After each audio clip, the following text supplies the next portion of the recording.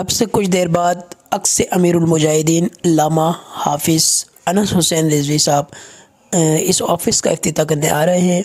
और ये office NA 247 और PS 123 में जो है ना इफ्तिताह किया जाएगा इस ऑफ़िस का, इलेक्शन ऑफ़िस का, और CUC 4 सेक्टर 5D के अंदर। और यहाँ पे ये इसका इफ्तिताह होगा।